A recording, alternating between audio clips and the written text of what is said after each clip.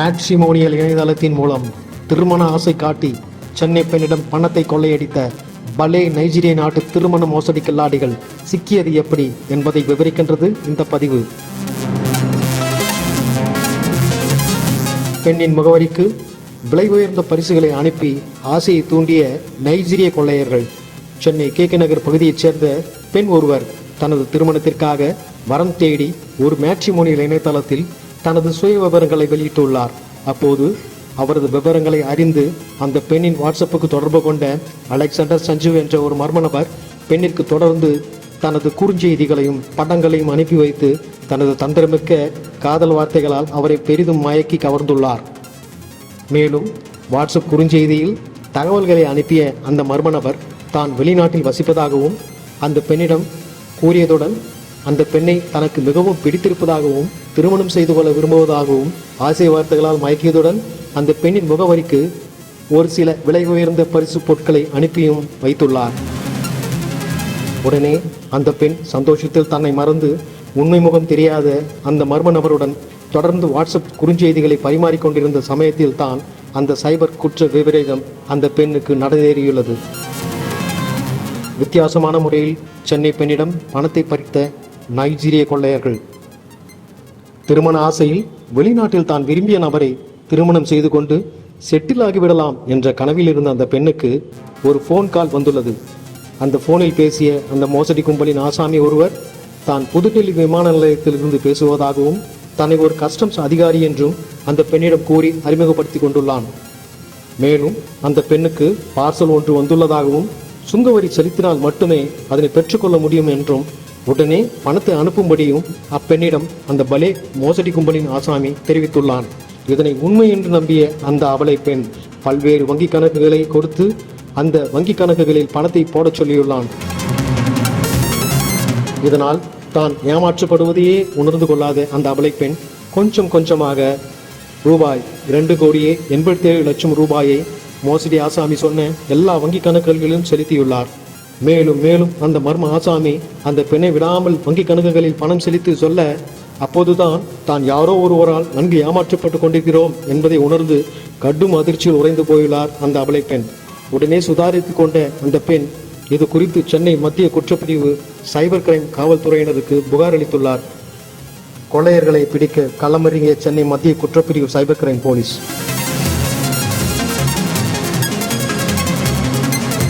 பெண்ணின் புகாரினை கையில் எடுத்த காவல்துறை உடனடியாக சைபர் கிரைம் குற்றவாளிகளை கூண்டோடு பிடிக்க களமிறங்கியது.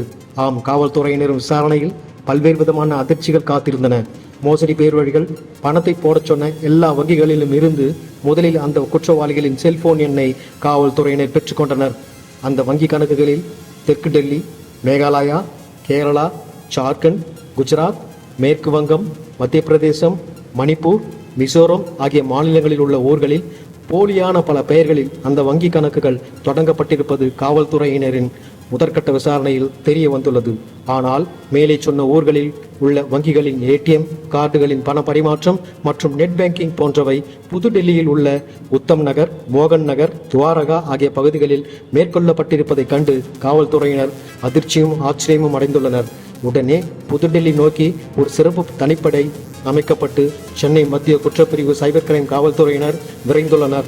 புதுடெல்லியில் திருமண தகவல் இணையதளத்தின் மூலம் பெண்ணிடம் திருமண ஆசை காட்டி பணத்தை கொள்ளையடித்த நைஜீரியாவைச் சேர்ந்த அகஸ்டின் மற்றும் சின்னோடு என்ற 2 நபர்களை காவல்துறையினர் கைது செய்து அவர்களிடமிருந்து 7 செல்போன்கள், 3 லேப்டாப்கள், 40 டெபிட் கார்டுகளை பறிமுதல் செய்து அவர்களை சிறையில் அடைத்தனர். திருமண இணையதளங்களில் கவனம் தேவை, போலீஸ் எச்சரிக்கை. தற்போதைய லேட்டஸ்ட் சைபர் கிரைம் நிகழ்வாக மேட்ரிமோனியல் இணையதளங்களில் பெண்களை திருமணம் செய்து கொள்வதாக கூறி நூதனமான முறையில் பணம் பறிக்கும் சம்பவங்கள் தொடர்ந்து நடப்பதாகவும் பெண்கள் இதுபோன்ற விஷயங்களில் மிகுந்த எச்சரிக்கையுடன் இருக்க வேண்டும் எனவும் காவல்துறை கேட்டுக்கொண்டுள்ளது. திருமண தகவல் இணையதளங்கள் அதிகரித்து வரும் நிலையில் அவற்றை கவனத்துடன் கையாண்டால் மட்டுமே இதுபோன்ற சைபர் கிரைம் கொள்ளை சம்பவங்களை தடுக்க முடியும் என்பதே நிதர்சனம்.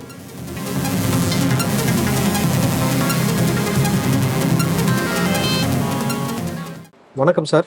பெண்களுக்கு எதிரான சைபர் குற்றங்களிலிருந்து பெண்கள் தங்களை பாதுகாத்துக் கொள்வது எப்படி சார்? வணக்கம், என் பேர் ஏபி பாஷா, காவல் ஆய்வாளர், சைபர் கிரைம் சென்னை. சிசிபி. பெண்களுக்கு எதிரான குற்றங்களில் சைபருக்கு முன்ன பார்ட் பார்த்தீங்கன்னா, பெண்கள் வந்து நம்ம நாட்டோட மிக மதிப்பு வாய்ந்த முதன்மையாக கருதப்படுறவங்க இருக்காங்க.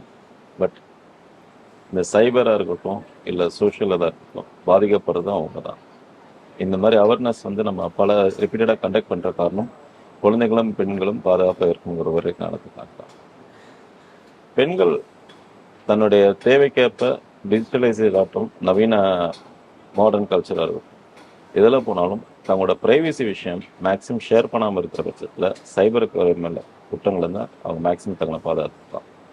உதாரணத்துக்கு அவங்களோட personal photos, family photos, privacy இது எதுவுமே வந்து ஃபேஸ்புக் இதிலலாம் ஷேர் பண்ணாமல் இருந்தாலும் போதும், ஓரளவு அவங்க குற்றங்களில் வந்து பாதிக்கப்படாமல் இருக்கிறதுக்கான வாய்ப்புகள் நம்ம ஏற்படுத்திக்கலாம். அடுத்தது சோஷியல் மீடியாக்கள் மூலமாக மக்களை நிறைய பேர் ஏமாற்றுறாங்க, பெண்களை ஏமாற்றுறாங்க. இந்த மாதிரியான சைபர் கிரைம் குற்றவாளிகளை எப்படி ஐடென்டிஃபை பண்ணுறது சார்? பேசிக்கலி சோஷியல் மீடியாவில் குற்றவாளிகள் எப்படி உங்களை வந்து இது பண்ணுவாங்கன்னா, ஒரு படத்தில் சொல்கிற மாதிரி முதல்ல உங்கள் பேராசை தூண்டுவாங்க. நீங்கள் சம்மந்தப்படாத விஷயத்தில் வந்து உங்களுக்கு லாபம் கிடைக்கலாகும், லாட்டரி சீட்டு கிடச்சிருக்கு, பணம் கிடச்சிருக்கு, கிஃப்ட்டு, டிஸ்கவுண்ட்டு, வேறு மாதிரி ஆஃபர்ஸ் கிடச்சிருக்குன்னு சொல்லி தான் அவங்கள்ட்ட முதல்ல ஆரம்பிப்பாங்க. நீங்கள் ஒரு விஷயத்தில் சம்மந்தப்படாதது, நீங்கள் உழைக்காத ஒரு விஷயம், நீங்கள் இன்வால்வ் ஆகாத ஒரு விஷயத்தில் திடீர்னு ஒரு விஷயம் கிடைக்கும்போது அதை நீங்கள் முதல்ல யோசிக்கணும். இது நாம் சம்மந்தப்பட்டிருக்கோமா, நம்ம கஷ்டப்பட்டு உழைச்சிருக்கோமா, இல்லை நம்மளோட பாட்டு இதில் எது இருக்கணும். ஒன்றுமே பண்ணாமல் திடீர்னு பணம் வருது, லாபம் வருதுன்னு நம்ம பட்சத்தில் அதில் மயங்கி தான் மக்கள் மாட்டிக்கிறாங்க. ஸோ அந்த மாதிரி விஷயங்களில் நம்மளை ஈடுபடுத்திக்காமல் இருந்தாலே இந்த மாதிரி ஏமாற்று பெறலேருந்து நம்ம தப்பித்துக் கொள்ளலாம். அடுத்தது வந்து டூப்ளிகேட்டான மேட்ரிமோனியல்ஸ் நிறைய பேர் வச்சுருக்காங்க சார். நான் ஃபாரினில் இருக்கேன், எனக்கு கல்யாணம் பண்ணிக்கோங்க அப்படின்னு தான் சொல்கிறாங்க. இந்த மாதிரியான போலி நபர்களை எப்படி நம்ம ஐடென்டிஃபை பண்ணுறது சார்? இதுக்கு உண்மைக்கும் பொய்க்கும் வந்து வித்தியாசம் எல்லாம் போகுமே, அப்படி என்ன பண்ணலாம் சார்? நீங்கள் கேட்குற கரெக்டான கேள்வி.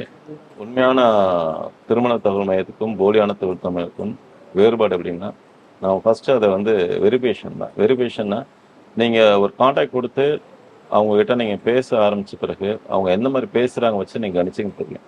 எல்லாருமே இங்கே வந்து படித்தவங்க, பக்குவப்பட்டவங்க தான். அவங்க பேசும்போதே அதிகப்படியான ஆசையான வார்த்தைகளும் உங்களை நம்ப வச்சு உங்களுக்கு கிஃப்ட்டு தராங்க, அது தராங்க, உங்களுக்காக நான் வந்து பர்ச்சேஸ் பண்ணி கொண்டு வரேன், இல்லை இந்த மாதிரி இருக்குன்னு சொல்லிட்டு ஏதாவது ஒரு விஷயத்தில் கமிட் பண்ண பார்ப்பாங்க. சாதாரண பேச்சுக்கும் இந்த மாதிரி கமிட் பண்ணுறமான வார்த்தைகளுக்கும் உங்களுக்கு வித்தியாசங்கள் ஈஸியாக தெரியும். அந்த மாதிரி ஒரு கடலில் மாட்டிட்டு தவிக்கிற மாதிரியோ, இல்லை உங்களுக்காக ஒரு பரிசு பொருளை நான் வெளிநாட்டிலேருந்து கொண்டு வரும்போது அது வந்து விமான நிலையத்தை மாட்டிட்டு தவிக்கிற மாதிரியோ, ஒரு இல்லாத ஒரு சூழ்நிலை அவங்க உருவாக்கி உங்கள்கிட்ட பேசும்போதே நீங்கள் கொஞ்சம் விழிப்புணர்வு அடைஞ்சுக்கணும். ஏன்னா கல்யாணத்துக்கு முன்னாடி உங்களுக்கு இந்த மாதிரி ஆஃபர் தருதும், உங்களை சந்திக்காமலே உங்களுக்காக எல்லாம் ரெடி பண்ணி தருதும் போது நடைமுறையில் எவ்வளோ சாத்தியமான விஷயங்கள்லாம் ஒன்று இருக்குது. அதை நீங்கள் யோசிக்க ஆரம்பிச்சாலே தெரியும் எங்கள் எப்பேற்பட்ட உண்மையான வாதங்கள்னு சொல்லிட்டு. நீங்கள் மேக்ஸிமம் இந்த மாதிரி மேட்ரிமோனியல்ஸில் ஃபோனில் பேசுறதுனால எல்லாமே உங்கள் இதை ஷேர் பண்ணிக்காதீங்க. முதல்ல நேரில் பாருங்கள், நேரில் பார்த்துட்டு பேக்ரவுண்ட் என்ன விசாரிங்க, ஃபேமிலி என்ன மாதிரி கல்ச்சர், எங்கே வராங்க எல்லாமே விசாரிங்க. விசாரிச்சுட்டு பிறகு அவங்கள்ட்ட நீங்கள் வெளிப்படையாக பேசுகிறீங்க. அது வரைக்கும் உங்களோட ப்ரைவசியாக இருக்கட்டும், வெளிப்படையான விஷயங்கள் வந்து இதாக இருக்கட்டும். தனிப்பட்ட தகவலோ இல்லை ரொம்ப ப்ரைவசியான சில மேட்டர்ஸும் நீங்கள் ஷேர் பண்ணாமல் வச்சுட்டா உங்களுக்கு சேஃப்டி அதிகம் கிடைக்கும். அது கவனமாக இருக்குது. அடுத்ததாக வந்து பெண்களுக்கு எதிரான சைபர் பாலியல் கிரைம் குற்றங்களும் கூட நிறைய பெரிய இருக்குது. அதை பார்த்தீங்கன்னாக்கா 2 நாள் தான் பழகுறாங்க, அடுத்த நாள் வந்து ஃபோட்டோவை வச்சு வாட்ஸ்அப்பில் மிரட்டுறது, இல்லைனா வந்து அவங்கள வந்து வேறு விதமாக மார்பிங் பண்ணி மிரட்டுறது, இந்த மாதிரியான காரியங்கள்லேருந்து பெண்களை தங்களை எப்படி தற்காத்து கொள்ளலாம் சார்? இதுக்கும் நான் ஏற்கனவே கூறிய மாதிரி உங்களோட ஃபோட்டோஸ் நீங்கள் எதில் அப்லோட் பண்ணுறீங்க பொறுத்து இருக்கு. இந்த காலகட்டத்தில் வந்து நம்ம லைக்ஸ் விரும்புகிறதும் நமக்கு ஃபாலோவர்ஸ் அதிகமாக இருக்கிறதும் வாழ்க்கையில் பெரிய வெற்றி நினச்சிட்டு இருக்கிறவங்களுக்கு இந்த பாதிப்பு நிச்சயமாக உருவாகும். நீங்கள் ஒரு தனி உலகம், உங்களுடைய சுதந்திரம் எந்த அளவுக்கு இருக்குங்கிறது எல்லை மீறாமல் இருக்கிறது தான் நம்ம முக்கியமான விஷயம். சுதந்திரத்துக்கும் அத்துமீறலுக்கும் உள்ள வித்தியாசங்கள் தெரிஞ்சிட்டாலே நீங்கள் பாதுகாப்பாக இருக்கலாம். எந்தெந்த போஸ்ட், எந்தெந்த ஃபோட்டோஸ் வந்து அப்லோட் பண்ணணும், எதெல்லாம் சோஷியல் மீடியாவில் போகணும்னு சொல்லி ஒரு விழிப்புணர்வு ஒரு இருக்கிற பட்சத்தில் பெண்கள் இதை பாதிப்படாமல் இருக்கிறதுக்கு சாத்தியக்கூறுகள் அதிகம். அடுத்தது பொதுமக்கள் இந்த சைபர் கிரைம் குற்றத்தில் மாட்டாதபடிக்கு இருக்கிறதுக்கு நீங்கள் கூட சில ஆலோசனைகள், வழிமுறைகள் என்னவா இருக்கும் சார்? உதாரணத்துக்கு செல்ஃபோன் தொலைஞ்ச போது அவங்க செல்ஃபோனை மற்றவங்க மிஸ்யூஸ் பண்ணுறாங்க, வங்கி கணக்கு, ஓடிபி, ஏடிஎம் கார்டு, இது மாதிரி ஏகப்பட்ட இது இருக்குது. இதுலேருந்து எப்படி அவங்களை தற்காத்து கொள்ளலாம் சார்? ஒரு விஷயம் என்னென்னா, இன்றைய காலகட்டத்தில் நவீன கணினி வழி குற்றங்களை வந்து தினைக்கும் பெருகிட்டு போகுது. நம்ம வாட்ஸ்அப்பில் ஒரு விஷயம் பாதிக்கப்பட்டதான் அதை பற்றி தெரிஞ்சுக்கணும் இல்லையா, நேரடியாக சில விஷயங்கள் நடக்கும்போது அதை டக்குன்னு நம்ம அனலைஸ் பண்ணுறதுக்கான ஒரு அவேர்னஸ் இல்லாமல் இருக்குது. உதாரணத்துக்கு சொல்லப்போனால் இப்போதைக்கு ஒவ்வொரு நவீன குற்றங்களும் சரி வேறு நவீன யுக்திகளோடு தான் வந்துட்டு இருக்குது. சமீபத்தில் வந்து ஒரு புயல் மேலே இயற்கை பேரில் வந்துச்சு. அப்போ என்ன பண்ணாங்கன்னா, பாதிக்கப்பட்ட மக்களுக்கு வந்து இது பண்ணுறாங்க, ஹெல்ப் பண்ணுறாங்க, இந்த லிங்க்ல பணம் போடுங்க, போட்டிங்கன்னா மக்களுக்கு உதவு பண்ணுறோம் அப்படின்னு சொல்லி ஒரு இதை ஆரம்பிச்சாங்க. இப்போது கரண்ட் என்ன பண்ணுறாங்கன்னா, நீங்கள் பயணம் பண்ணும்போதோ இல்லை புது இடத்துல இருக்கும்போதோ யாராவது வயசானவங்க ஒரு இளம்பெண் திடீர்னு ஓடினா ஒரு அர்ஜென்ட்டாக ஒரு ஃபோன் பண்ணணும், ஃபோன் நம்பர் கொடுங்கன்னு கேட்குறாங்க. ஃபோனை ஒரு நிமிஷம் கொடுங்க. நீங்கள் என்ன நினைப்பீங்க, சரி எதுவுமே இல்லை ஃபோன் சொல்லி ஓப்பன் பண்ணி கொடுத்துருங்க. ஆனால் அந்த 30 செகண்ட் ஒரு நிமிஷத்தில் அவங்க கால் பண்ணி அவங்க கால் நம்பர் கொடுத்து அதுக்கு ஓடிபி வர வச்சு அதை லிங்கையும் அவங்களே கிளிக் பண்ணி போயிட்டு அந்த ஒரு நிமிஷம் கழிச்சு உங்க ஃபோன் திருப்பி வர்றதுக்குள்ள உங்க ஃபுல் டேட்டாஸ் ஹேக் ஆயிருக்கு. ஸோ தெரியாத நபர்கள், அறிமுகம் இல்லாத நபர்கள் இல்லை, ஃபர்ஸ்ட் ஃபோனும் உங்க பிரைவசி சம்மந்தப்பட்ட விஷயமா எதுவும் ஷேர் பண்ணலாம். முன்னெல்லாம் ஓடிபி சொன்னாதான் பிரச்சனைன்னு சொல்லுவாங்க. இப்போல்லாம் நீங்க ஒரு நிமிஷம் ஹெல்ப் பண்றேன்னு சொல்லி எமர்ஜென்சிக்கு ஃபோனை கொடுத்தா கூட உங்களோட டேட்டாஸ் மட்டும் உங்க பணத்தையும் இழக்கிறதுக்கான வாய்ப்புகள் அதிகமாக இருக்குது. ஸோ நீங்க இப்போ என்னென்ன அப்டேட் ஆகுதுன்னு சொல்லி இப்போ ட்ரெண்டு என்ன கல்ச்சர்னு மாற மாதிரி என்னென்ன அஃபென்சஸ் வந்துட்டு நீங்களே தெரிஞ்சுக்க. உங்களை தற்காத்துக் கொள்வதற்கு இதுதான் சிறந்த வழி. என்ன மாதிரி குற்றங்கள் நடைபெறுகிறது, என்ன மாதிரி வருது, சோஷியல் மீடியாவில் பார்க்குறோம், தெரிஞ்சுக்கிறோம். ஆனால் அதை பற்றி நம்ம எதுவுமே ஷேர் பண்ண மாட்டோம். ஸோ பாதிக்கப்பட்டவங்க தான் ஷேர் பண்ண முடியல. ப்ரிகாஷன் ரொம்ப ரொம்ப முக்கியம் இந்த விஷயம் பொறுத்திருக்கோம். ஸோ என்ன மாதிரி பிரச்சனைகள் வந்துட்டு இருக்குது, எப்படிலாம் அப்ரோச் பண்ணுறாங்கன்னு கேள்விப்பட்ட விஷயத்த உங்களுக்கும் உங்கள் குழந்தைகளுக்கும் முக்கியமாக வீட்டில் இருக்கிறவங்களுக்கும் ஷேர் பண்ணி பேசினாலே குற்றங்களை வந்து பாதி குறைச்சு. அடுத்ததாக இன்னொரு கொஸ்டின் சார், இந்த மாதிரி நிறைய போலி செயலிகள் வந்து கடன் செயலிகள் சொல்லிட்டு அதில் போய் மாட்டிக்கிறாங்க. நிறைய பேர் லோன் வாங்கிக்கிட்டு அவங்களால தர முடியாமல் தற்கொலை பண்ணிக்கிறதும் அவங்களை மிரட்டுறதும் இந்த மாதிரியான கதைகள் எல்லாம் நடந்துட்டு இருக்கு சார்.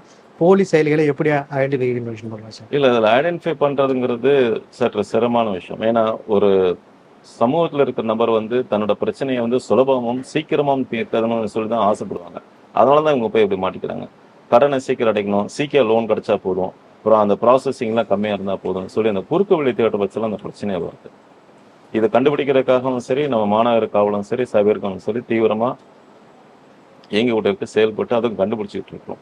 இருப்பினும் ப்ரிவென்ஷன் பெட்டர் தென் கியூர் அப்படிம்பாங்க.